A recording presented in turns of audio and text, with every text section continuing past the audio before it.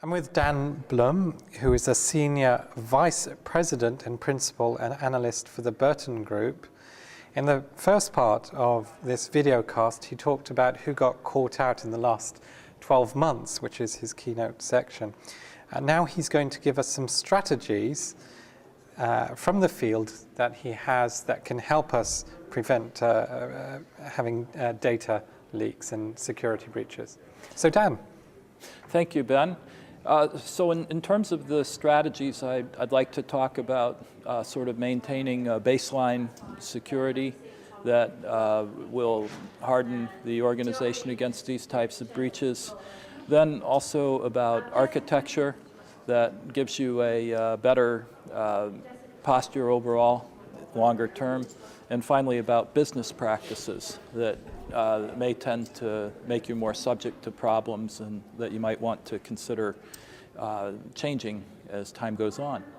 In terms of the baseline, there's a lot of elements of a security program that you need to protect the confidentiality of data so that you don't have breaches. Going down from user awareness to endpoint protection to network protection to encrypting information on laptops and notebooks, because we do have a lot of information that's circulating around. And so there's a number of things in that baseline which are actually part of the slides that I did, and I won't go through them all, but those things all tend to be fairly tactical. You have to do them in the world we live in. But if you wanted to really make some changes to try to sort of reduce your target a bit, we can start to think about ways to attack this problem of information sprawl, where we don't know where the sensitive information is and all the copies, and we're trying to encrypt everything, but you know, that's only a stopgap. The idea of encrypting information sprawl, reducing information sprawl, I talked about a bit in the previous video cast, but it has to do with terminal services, virtual desktop technologies that are maturing, and so on. And that's just one example of a way that you can change your architecture so that you're less subject to risk of these breaches. The final area, I think, where you can make a strategic difference is in the business practices. Privacy is a pretty complex point. I was looking at the list of all-time most serious privacy debacles from Wired magazine, and their number one privacy debacle went all the way back to the 1930s in the US when the Social Security number was created. In the UK, there's a national insurance number. I don't know what year that was created, but because we depend so much on these secret numbers to provide access to information, we have to store these numbers in databases, and when those databases are breached, it's a very serious identity theft problem.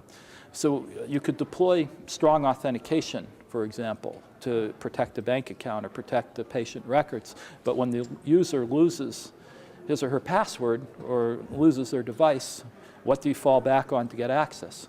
The national insurance number or the Social Security number, and because of that requirement in your process, you have these large databases. So what else could we do? Could we use more identifiers, not put all our eggs in one basket as far as identifiers are concerned? Could we use claims, you know, separating identity attributes and authorization on the internet so that we can get validation of those aspects of identity that we need for a particular process. So Dan, can you give me an example of what a claim is? So a claim is a signed statement from a identity provider or an attribute provider about a person's information or identity. So it could be your age, you're over 18. It could be you're a doctor. It could be your license to practice law in a particular country or state. Is it like X509 certificate?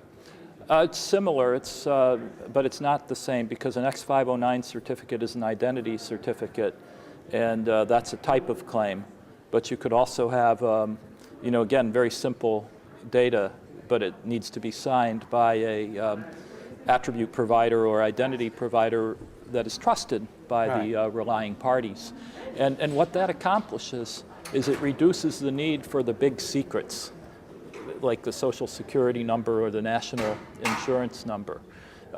Perhaps based on what your business is doing, you don't need to have that information in your databases at all, because you could rely on claims. Or perhaps there is another way that you could provide emergency access or recovery access for users.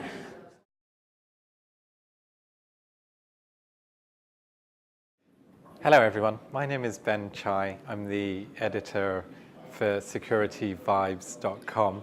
If you've enjoyed this video or have any other comments to make, please do fill in the comment boxes and let us know what you think. Thank you.